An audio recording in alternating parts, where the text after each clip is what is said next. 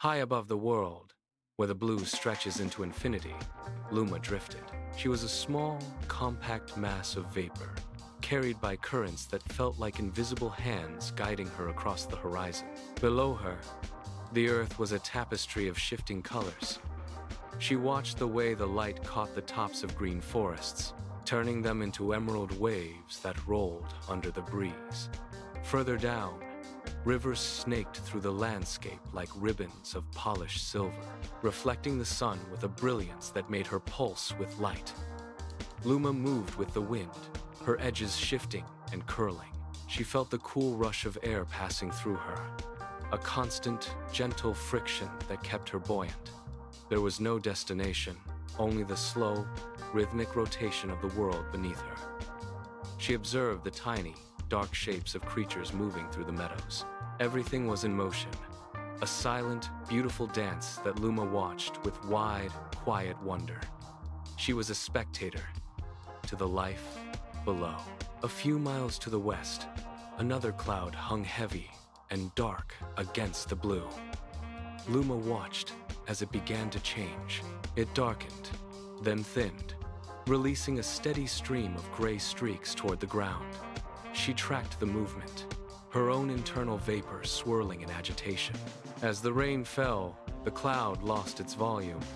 It grew ragged at the edges, tearing away in the high-altitude winds.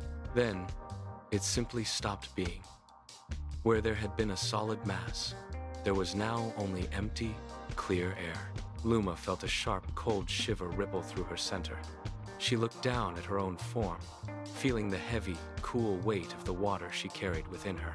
She tightened her edges, pulling her vapor inward, compressing herself until she felt dense and solid.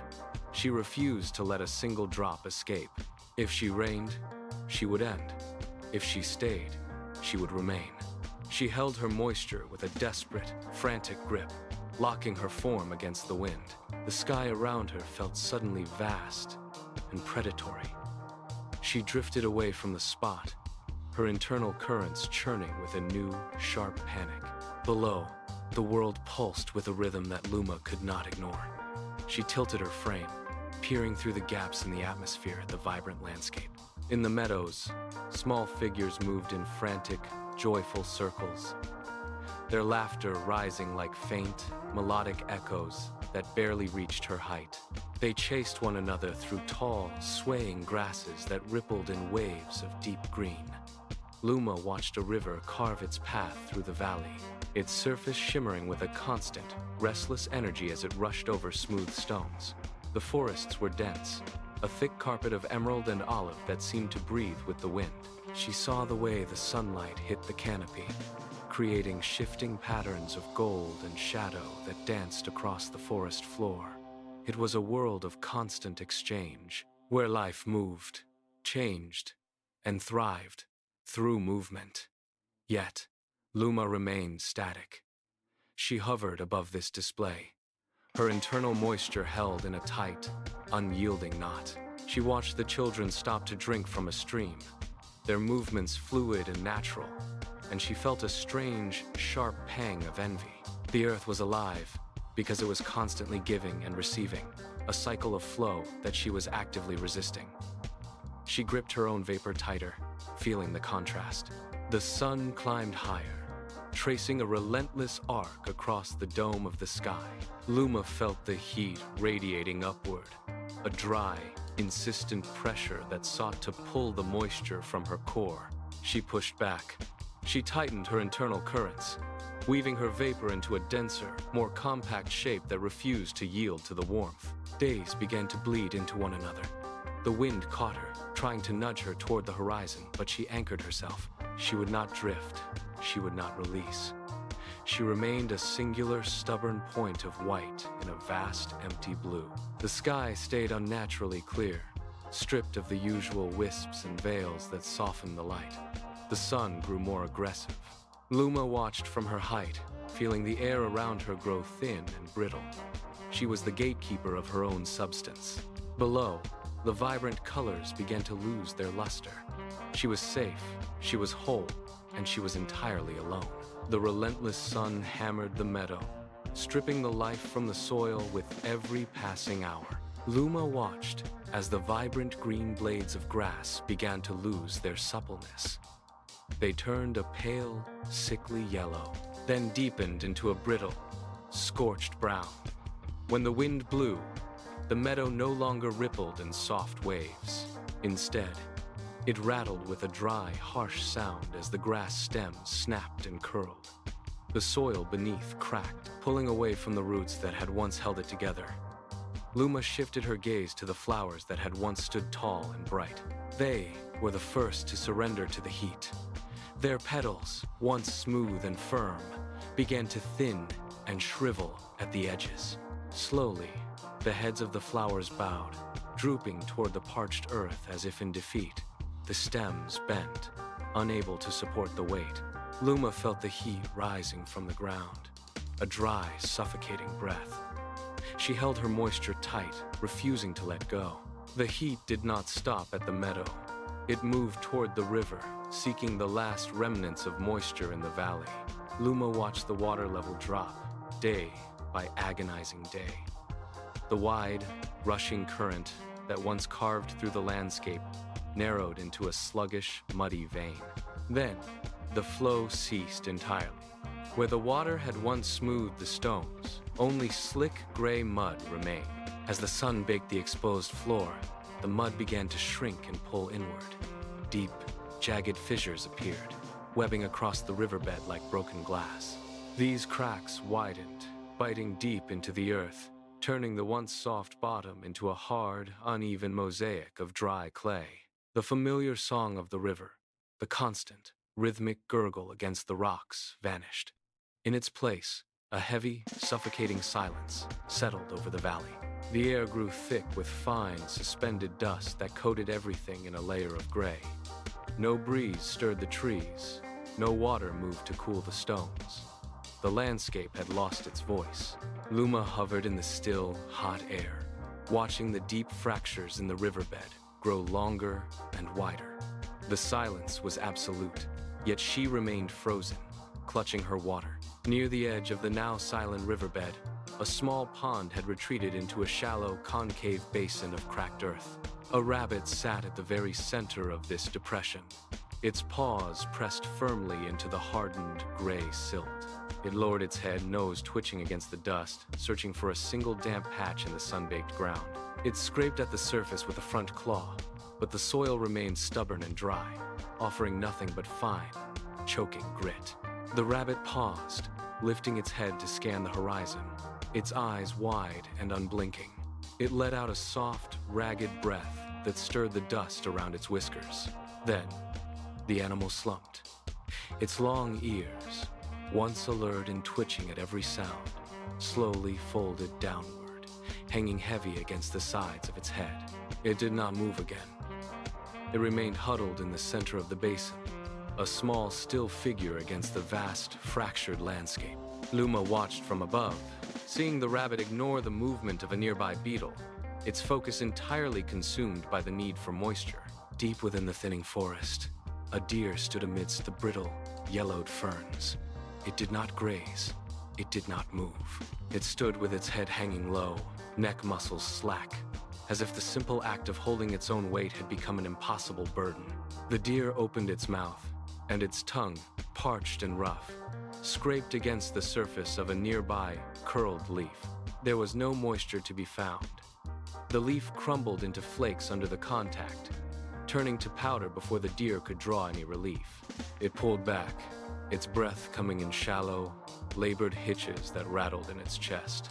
The deer remained rooted to the spot, eyes fixed on the cracked ground, its body trembling with a faint, rhythmic tremor. It was a statue of endurance pushed to the breaking point.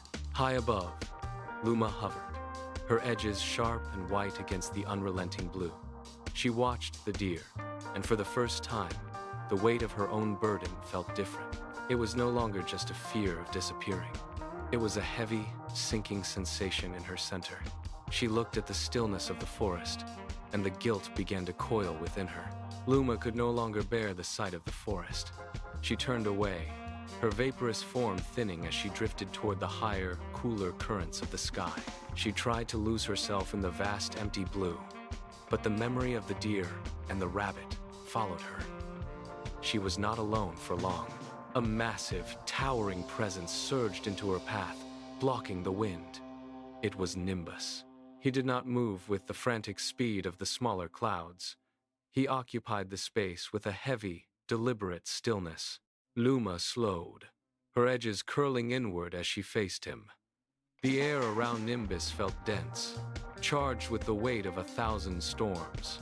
She hovered near his side, her own form looking fragile and small against his immense, shadowed mass. "Why does the world below have to wither?" she asked. "Why does it need what I hold inside?" She clutched her water, her form flickering with uncertainty. Nimbus did not answer immediately. He shifted, his mass rotating slowly, and he extended a portion of his vapor toward the ground. Luma followed the drift of his vapor, her gaze dropping toward the forest floor. At first, she saw only the brown, cracked surface of the earth. Nimbus pulsed, a low rumble vibrating through the air, and he drew her focus deeper. He showed her the soil beneath the surface. It was dry, packed tight, and devoid of the cool dampness that usually held it together. Luma watched as he traced the path of a massive oak tree. Its primary roots, thick and gnarled, reached down into the parched dirt, searching for a trace of moisture that no longer existed. The roots were brittle, failing to pull any sustenance upward to the trunk. She saw the way the tree leaned, its branches sagging, its life force tethered to a foundation that had turned to dust. Nimbus shifted his mass, highlighting the space between the roots and the surrounding earth. He made her see the void where water should have been. It was a hollow, starving silence beneath the ground. Luma watched the roots twitch in a futile attempt to draw strength from the dry grit. She realized then that the forest was not just thirsty on the surface, it was dying at its very core. The trees were standing tall only by habit, their internal systems failing. Luma pulled back, her edges trembling as she looked at the brittle roots. Nimbus did not let her turn away. He expanded his reach, casting a shadow that cooled the air and pointed toward the sun-drenched riverbed. He showed her the stagnant, shallow pools. Then, he shifted his focus to the light. He made her watch as the sun hit the surface, turning the water into invisible, rising ribbons of warmth. Luma watched the vapor climb, twisting upward to rejoin the sky, cooling as it ascended to form new, shimmering clouds. Nimbus rumbled, a sound like distant thunder, and gestured to the vast, open expanse above them. He explained that her water was not a finite possession to be guarded, but a temporary gift. He showed her how the cycle functioned. The rain fell, the earth drank, the sun warmed the ground, and the moisture returned to the sky to begin again. It was a constant, spinning motion. There was no finality, only a change in state. Luma watched the mist rise, merging with the higher currents. She saw that the clouds were not static entities. Luma turned her gaze downward, one final time. The forest floor was a mosaic of cracked clay and gray, lifeless dust. She focused on the pond where the rabbit sat. The animal scraped at the dry, hardened mud with its front paws, throwing up small clouds of grit. It stopped, ears flattened against its head, and pressed its nose into the deepest part of the basin. There was no moisture. It moved to the edge, sniffing the air, then sat motionless, its sides heaving with shallow, rapid breaths. A few yards away, the deer stood near a thicket. It did not move. Its head hung low, and its tongue protruded, dry and pale. It shifted its weight, legs trembling, but lacked the strength to walk toward the shade. Luma watched the sun beat down on the canopy. The heat radiated upward, creating shimmering waves. Every detail sharpened, the dust coating the rabbit's fur, the stillness of the deer. The silence from below was absolute. Luma hovered, her own mass heavy and dense, holding the weight of the water. The choice hung in the air. Luma centered her focus on a single, curled leaf resting on the forest floor. It was brown, brittle, and curled at the edges, waiting for a change that had not come for weeks. She felt the weight of the water inside her, a dense, cool pressure that had defined her existence for so long. She took a deep breath, pulling her edges inward, and concentrated on the very bottom of her form. The resistance was physical, a tightening of her vaporous structure that fought against the pull of gravity. She pushed. A single heavy drop detached from her base.